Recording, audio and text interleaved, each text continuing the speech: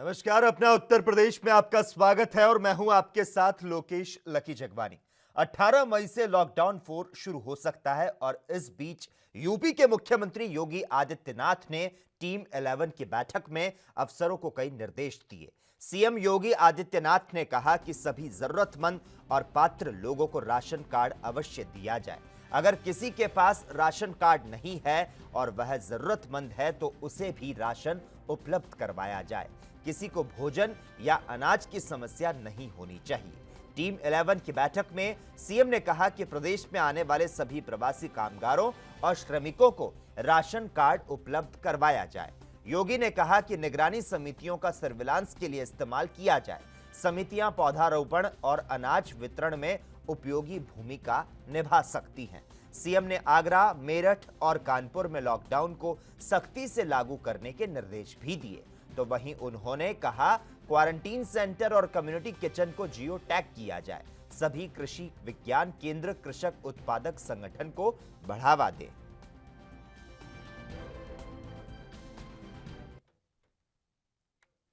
प्रधानमंत्री नरेंद्र मोदी ने लॉकडाउन के बीच 5वीं बार राष्ट्र के नाम संबोधन में 20 लाख करोड़ रुपए के आर्थिक पैकेज की घोषणा की।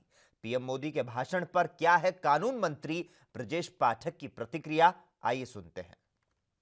चिंताजनक हो गई थी। आदरणीय प्रधानमंत्री जी ने बहुत बड़ी राहत दिया है और इससे जो हमारे उद्योग हैं, जो आर्थिक जगत है, इसको नई ताकत मिलेगी, नई संजीवनी मिलेगी और पुनः भारतवर्ष तेजी के साथ आगे बढ़ सकेगा। कितना हिस्सा और किस किस सेक्टर को क्या क्या रियायतें और सहूलियतें दी गई हैं, हम लोग इंतजार करें। मुझे पूरी उम्मीद है उत्तर प्रदेश का विशेष ख्याल रखा जाएगा।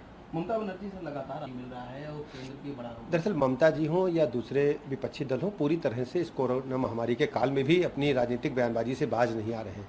उनको लोगों की चिंता नहीं है, लोगों की बीमारी की चिंता नहीं है, मरते हुए लोग नहीं देख रहे हैं।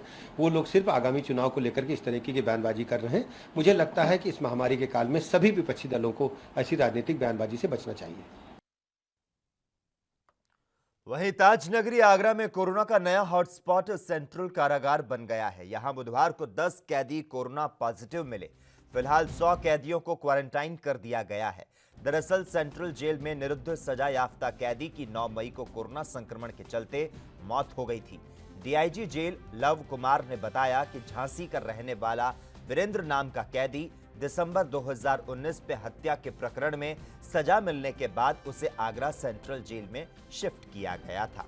हाई ब्लड प्रेशर और फेफड़े की बीमारी के चलते उसकी तबीयत बिगड़ने पर 6 मई को सरोजनी नायडू अस्पताल में भर्ती कराया गया, जहां उसकी कोरोना जांच हुई तो वह पॉजिटिव पाया गया, लेकिन 9 मई को उसकी मौत हो गई।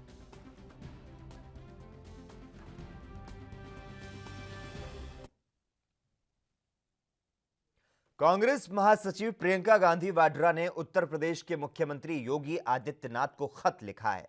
इस खत के जरिए उन्होंने छोटे मध्यम व्यापारियों, किसानों, संविदा कर्मियों और दस्तकारों को राहत देने की मांग की है, तो साथ ही कई सुझाव भी दिए। प्रियंका गांधी ने सुझाव दिया कि घर के लोन पर लगने वाली ब्याज दर को शून्य किया जाए, ईएमआई जमा करने की बाध्यता को अगले 6 महीनों के लिए स्थगित किया जाए, तो साथ ही सरकार किसानों के फसल खरीद की गारंटी सुनिश्चित करे। प्रियंका गांधी ने मांग की कि किसानों का बिजली बिल जो है वह माफ हो और शिक्षा मित्र, आशा बहनें, आंगनबाड़ी कर्मी, रोजगार सेवक और अन्य संविदा कर्मियों को प्रोत्साहन राशि मिले। लघु और कुटीर उद्योगों के लिए बुनियादी और जरूरी कदम उठाए जाएं।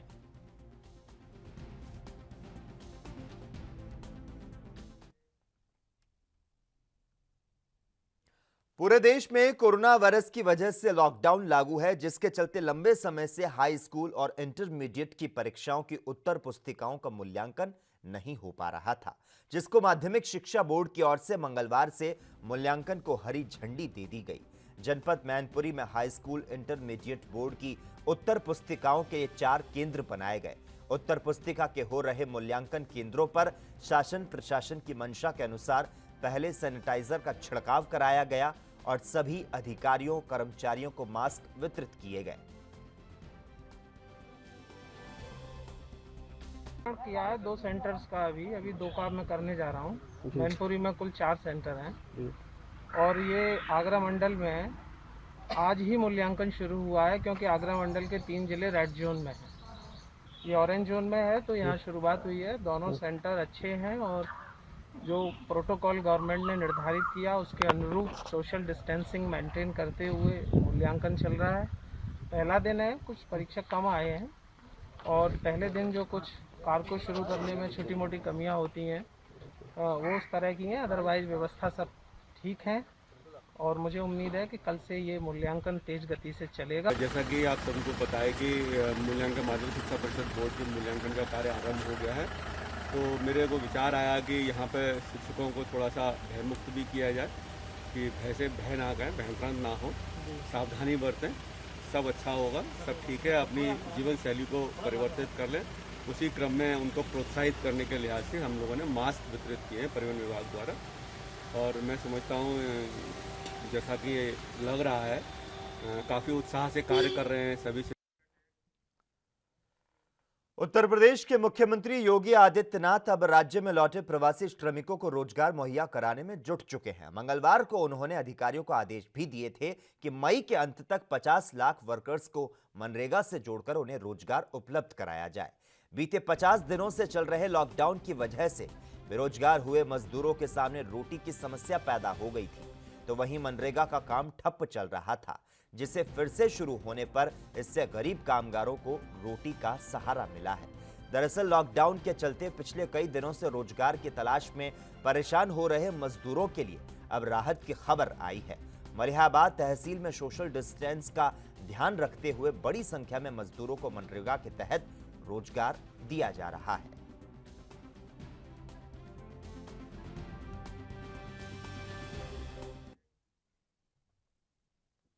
उत्तर प्रदेश के उन्नाव में गांव डोंडिया खेड़ा में टनों सोने के भंडार की भविष्यवाणी करने वाले बाबा शोभन सरकार का बुधवार सुबह देहांत हो गया। बाबा शोभन सरकार ने तड़के अपने आश्रम स्थित आरोग्य धाम अस्पताल में अंतिम सांस ली। उनके देहांत की खबर लगने के बाद लोगों की भीड़ कोरोना का खौफ भूल गई और लॉकडाउन की परवाह किए बगैर आश्रम की ओर उमड़ पड़ी। शोभन सरकार के निधन के बाद कानपुर देहात के शिवली कोतवाली क्षेत्र में बैरी में बने उनके आश्रम में अंतिम दर्शन के लिए भक्त पहुंचे।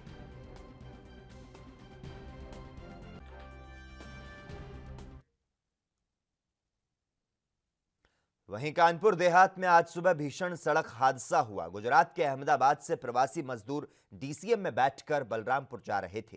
कानपुर झांसी हाईवे पर अकबरपुर कोतवाली के लालपुर चौकी क्षेत्र में खड़े ट्रक में पीछे से डीसीएम भिड़ गई। हादसे में 3 लोगों की मौत हो गई, जबकि 51 मजदूर घायल हो गए, जिसमें से 6 मजदूरों को कानपुर रेफर किया गया। हादसे में एक महिला और बच्चे की मौत हुई। लालपुर चौकी इंचार्ज ज्ञान प्रकाश पांडे ने बताया कि घायलों को जिला अस्पताल भेजा गया है। आपको बता दें, डीसीएम में चालक समेत 54 लोग सवार थे। ये सभी मजदूर अलग अलग जिलों के रहने वाले हैं।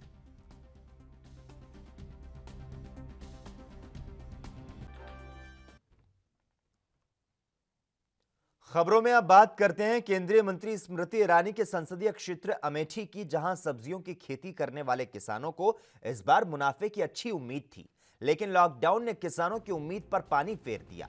खेत में सब्जी की फसल तो तैयार है, लेकिन लॉकडाउन के चलते कोई खरीदार नहीं मिल रहा और ऐसे में किसानों का मुनाफा तो क्या, जमा भी निकलना मुश्किल हो चुका है।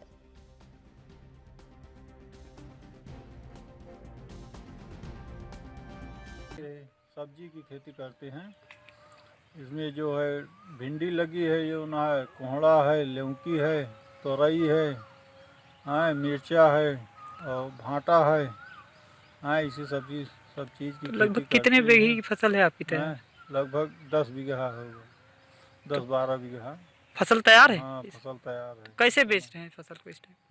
अब इस टाइम तो बिक नहीं रहा है, जो ना लॉकडाउन के चलते औने पौने ऐसे जा रही है कम दाम में और ठीक से नहीं चल रहा है इस समय। क्या नाम है आपका? प्रेमचंद। क्या काम करते हैं आप? कद्दू का खेती करते हैं। कितना कद्दू बोए हैं की बार? 10-20 सब बोए हुए हैं। ये बताओ लॉकडाउन को लेके आप लोगों को क्या समस्या हो रही है? बहुत परेशानी हुई है सर। कैसे दाम निकल रहा है कि नहीं निकल नहीं सर, बरसात की वजह से लॉकडाउन में कद्दू का दाम नहीं निकल रहा है। और बेचने जाने के लिए आप लोग कोई समस्या? अरे सर वो जाते हैं तो वहाँ जो है डंडा लेकर मारते हैं और कोरोना की वजह से जो है परेशानी होती है। 4 बीघा कोहड़ा है, 2 बीघा मिर्चा है और 1 बीघा खरबूजा लगाया हूँ। भिंडी का 12 बिस्सा है। ये बताइए लॉकडाउन में आपको सब्जी बेचने को और इसका उत्पादन में क्या फर्क पड़ा है? सर अब की बहुत फर्क पड़ा है, क्योंकि क्या मतलब एक तो बरसात ले गई, बिन मौसम बारिश हुई है। बिन मौसम बारिश की वजह से हमारा फसल जो है आधी हो गई है और मंडी में जाते हैं मार्केट बेचने में कोरोना के चक्कर से आदमी बहुत भयभीत हो गए हैं और बराबर सब्जी का मतलब बिक नहीं पाती है और अच्छा रेट नहीं मिल रहा है। हमको क्या मतलब इतना रेट में बेचने में परेशानी पड़ रही है कि बहुत ज़्यादा परेशानी पड़ रही है। वहीं नर सेवा नारायण सेवा मुहिम के तहत बस्ती सांसद हरीश द्विवेदी ने रोजाना की तरह आज भी राहगीरों को टोल प्लाजा पर भोजन वितरित किया। सांसद हरीश द्विवेदी ने कहा कि जरूरतमंदों की सेवा के लिए वे संकल्पबद्ध है। लॉकडाउन प्रारंभ होने के बाद से वे बस्ती जनपद के जरूरतमंदों की सेवा में लगे हैं। शुरू होते ही मैंने संकल्प लिया कि हमारे बस्ती से कोई भूखा जाए ना और बस्ती में कोई भूखा रहे ना। इस संकल्प के साथ ऑफिसर्स क्लब में मैं 27 तारीख से भोजन बनवा करके शहर में गरीबों को वितरित करवाना और प्रारंभ में कुछ लोग इस रास्ते से गए थे, उनको खाना उपलब्ध कराया गया था 1 हफ्ते और फिर इस रास्ते से आना जाना बंद हो गया था। पुनः 1 तारीख से यहाँ पर जो यात्री यहाँ से जा रहे हैं उनको बिस्किट, लंच पैकेट, केला, पानी ये उपलब्ध कराने का प्रयास हो रहा है। जितना संभव है प्रतिदिन मैं प्रयास कर रहा हूँ कि 5000 लोगों को यहाँ पर खाना, पानी, बिस्किट उपलब्ध कराया जाए। उस दिशा में हम लोगों का हमारी पूरी टीम लगी हुई है और आशा करते हैं कि हमारे जो यात्री बाहर फंसे हुए हैं अपने घरों पर सुरक्षित पहुँच जाएँ। इस दिशा में हम लोग प्रयास कर रहे हैं।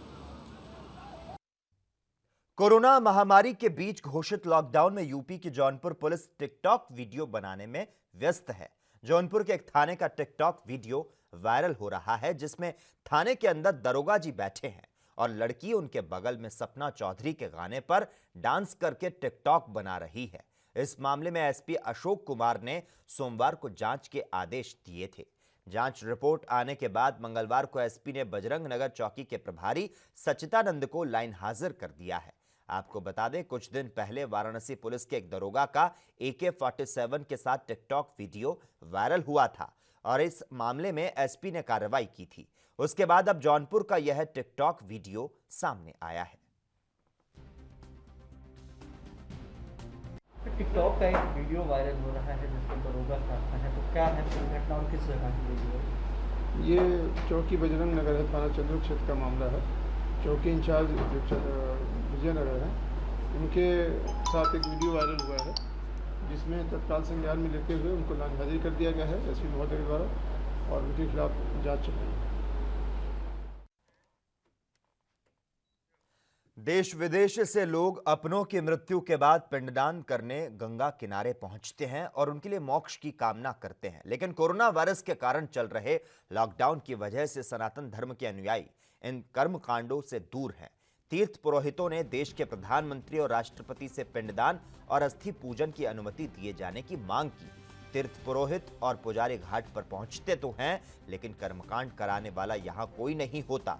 कोविड-19 के खौफ से लोग अपनों के क्रियाकर्म तक करने से कतरा रहे हैं और ऐसे में कर्मकांड घाट पर कोई नहीं पहुंच रहा।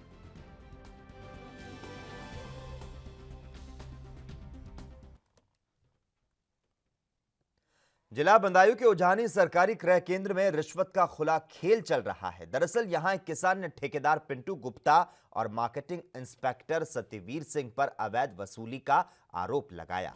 किसान ने इस अवैध वसूली का एक वीडियो भी बनाया तो वहीं अनाज मंडी में जाकर ANB न्यूज चैनल के संवाददाता पवन तोमर ने जायजा लिया तो पता चला किसान सस्ते दामों पर गेहूं बेचने को मजबूर है।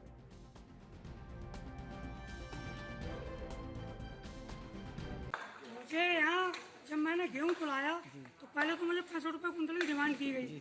पूछने आया तब कुछ नहीं कहा, चालियाँ खरीदी 65 रुपये कुंटल बताया। मैंने असमर्थता जताई उसमें, तो जाके आप अपना माल ले जाइए यहाँ से वापस। मैंने उसकी वीडियो बनाई और उसके बाद जब मैं रसीद लेने आया तो रसीद नहीं दी। ये कहा आपकी एक ट्राली खुली है, आप जो चाहें वो कर लें, ऐसे नहीं देंगे तो आपकी ट्राली नहीं खुली है। किसान ने क्या बताया अभी जानकारी मिली है कि यहाँ सेंटर पर 65 रुपये कुंटल की डिमांड की जा रही है। बाकी चूंकि यहाँ केंद्र प्रभारी अभी उपस्थित नहीं है मौके पर, आगे की जो भी अगर शिकायत है हम किसी भी अन्नदाता को परेशान नहीं होने देंगे। कहीं पर भी गठतोली सही चाहे भ्रष्टाचार सही कुछ भी नहीं होने दिया जाएगा, और अगर शिकायत सही पाई जाती है तो उस अधिकारी के खिलाफ कार्रवाई की जाएगी। जो भी होगा हम भी अपने उच्च अधिकारियों को इस बारे में अवगत कराएंगे। ये अभी जो है मंडल अध्यक्ष है, इनका कहना ये है कि जो है अगर शिकायत सही हम जांच करेंगे, करवाएंगे, अगर ये शिकायत सही पाई जाती है तो उन पर कार्रवाई होगी। केएनवी न्यूज़ पवन तोमर बताएंगे।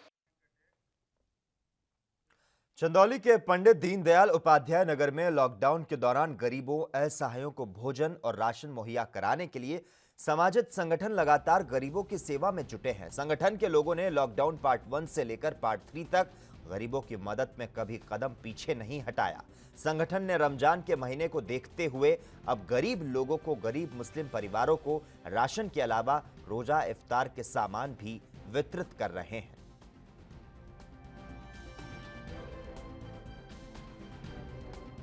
राशन में लगभग 21 किलो है सामग्री, इसमें से 5 किलो आटा, 5 किलो चावल, 2.5 किलो दाल और 2.5 किलो प्याज, 2.5 किलो आलू और अदरक, मिर्चा, लहसुन, मसाला, तेल, साबुन, जो भी खाने का सामान है लगभग 15 दिन का दिया जा रहा है।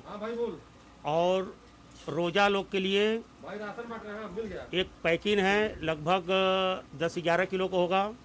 उसमें बेसन है, चना है और खजूर है, मसाला है, तेल है और प्याज है, अदरक है, लहसुन है और टमाटर है और खजूर है। जो भी रोजा का ज़रूरत का सामान है उसमें सारी सामान है। रोजा वाला लगभग चलेगा 20 तारीख तक और राशन वाला लगभग चलेगा 25। क्या इसमें क्या क्या है रोजे का सामान है, बताया क्या कुछ? चना होगा, बेसन है, तेल है, खजूर भी है। तो कैसा लग रहा है इन लोगों से मिल करके? राशन मिल गया, ठीक लग रहा है? सही है। अच्छा कार्य कर रहे हैं लोग। सही है। तो इनके लिए क्या कहना चाहेंगे? ऊपर वाले मदद कर रहे हैं लोग। वहीं चंदौली की कोतवाली पुलिस ने सुभाष पार्क के पास से 25,000 रुपए के इनामी बदमाश को गिरफ्तार किया। उसकी निशानदेही पर सर्कस मोड़ से उसके एक साथी को भी हिरासत में लिया गया। दोनों के पास से चोरी के जेवरात, 315 बोर का एक तमंचा, एक खोखा, कारतूस और एक चोरी की बाइक बरामद की गई। इनामी बदमाश ने अपने साथियों के साथ मिलकर 3 माह पूर्व रेलवे की यूरोपियन कॉलोनी में एक अधिकारी के रेल आवास और पराहुपुर में एक महिला की चेन छीनने की बात को स्वीकार किया। मुकदमा दर्ज कर पुलिस अगली कार्रवाई में जुट चुकी है। थाने में आज एक अभियुक्त माइकल और राजेश गिरफ्तार हुआ है, जिसके खिलाफ मुगलसराय थाने में 2-3 मुकदमे लूट और चेन स्नैचिंग के कायम थे। आज मुखबिर की सूचना पर सुभाष पार्क मुगलसराय से इसकी गिरफ्तारी की गई है और इस अभियुक्त के जब पूछताछ की गई तो इसने बताया कि हमने जो यूरोपियन कॉलोनी के आवास में चोरी की थी, पराहुपुर में एक महिला की चेन खींच ली थी और इसके बताने पर एक स्वर्णकार जो बनारस के रहने वाले गौतम सिंह हैं, काल भैरव वाराणसी के पास इनका आवास है, इनसे जो है जब पूछताछ की गई तो इनके पास से चोरी में लूटे गए, छीने गए गहने जो पीली धातु लगभग 100 ग्राम है और एक घड़ी और एक चोरी की मोटरसाइकिल। राज्य सरकार द्वारा महंगाई और 6 अन्य भत्ता काटे जाने से खफा कर्मचारियों ने सांकेतिक विरोध जताया है। कार्यालय में कार्य करते समय कर्मचारी काली पट्टी बांधकर कार्य कर रहे हैं। कर्मचारी गण 14 जुलाई तक काली पट्टी बांधकर विरोध जताते हुए कार्य करेंगे। तो वहीं कर्मचारियों ने चेतावनी दी कि अगर सरकार अपने निर्णय पर पुनर्विचार नहीं करती तो प्रदेश के सभी कर्मचारी 15 जुलाई से कार्य बहिष्कार कर लखनऊ में 1 दिवसीय विरोध प्रदर्शन करेंगे। तो आपको बता दें, कन्हर निर्माण खंड के कर्मचारियों ने सांकेतिक विरोध किया है और काली पट्टी बांधकर इन्होंने विरोध जताया है।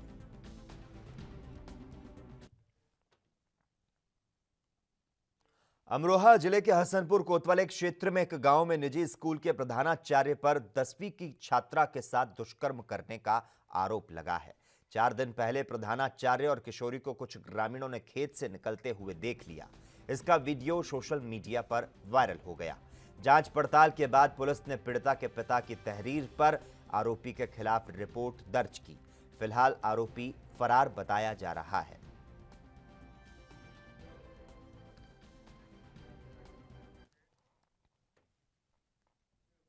दुनिया के सबसे बड़े लोकतंत्र भारत में करोड़ों की संख्या में मजदूर देश के औद्योगिक नगरों में रोजगार की तलाश में जीवन गुजार रहे हैं। लेकिन जब से हमारे देश को कोरोना की नजर लगी तो तब से ज्यादा प्रभावित यह प्रवासी मजदूर वर्ग ही हुआ और लगभग काफी समय तक देश में लॉकडाउन के कारण भुखमरी के कगार पर ये पहुंच चुके हैं। ये मजदूर पैदल ही अपने घरों के लिए निकल पड़े और इनका पलायन आज भी जारी है। हमीरपुर कालपी हाईवे पर सैकड़ों की संख्या में वाहन प्रवासी मजदूरों को लेकर निकल रहे हैं।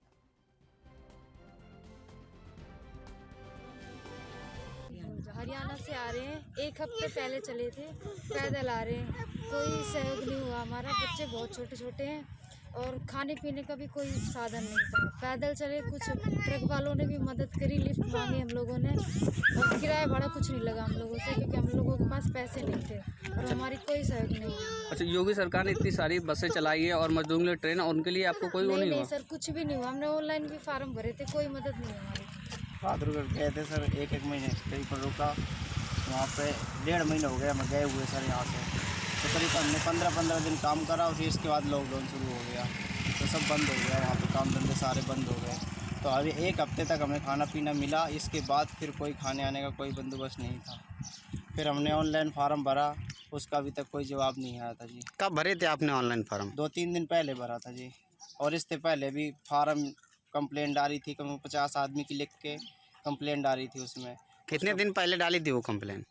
वो करीबन 7-8 तारीख के डाली थी। 10-12 दिन हो गए और ज़्यादा हो गए उसको।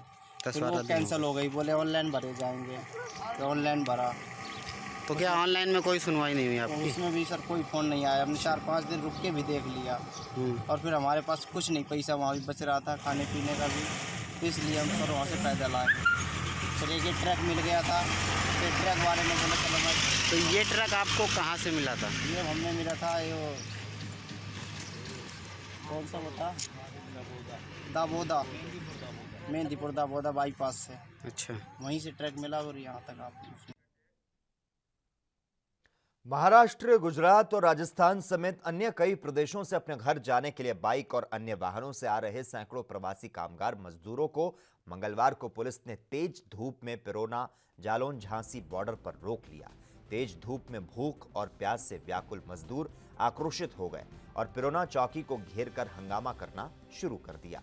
सैकड़ों की संख्या में प्रवासियों को आक्रोशित देखकर पुलिस ने आला अधिकारियों को सूचना दी, जिस पर डीएम, एसपी और सदर और माधोगढ़ विधायक मौके पर पहुंचे और आक्रोशित लोगों को समझाकर शांत कराया। फिर सभी के लिए खाने पीने की व्यवस्था कर उन्हें जाने दिया गया। लोग अपने पार्टी के जिलाध्यक्ष श्री रामन सिंह मना जी और सदर विधायक श्री गौरी शंकर जी के साथ हम लोग यहाँ पिरोना झांसी बॉर्डर पर क्वारंटीन सेंटर, और ज्ञात हुआ था कि कुछ लोग जो है वहाँ पर रुके हुए हैं, तो उसी के हम लोग उन्हीं की चिंता में आए हुए थे। उनको जो लोग अपने अपने साधनों से थे उनको चौकी के पास सबको भोजन, जलपान, पानी इत्यादि की व्यवस्था कराई गई।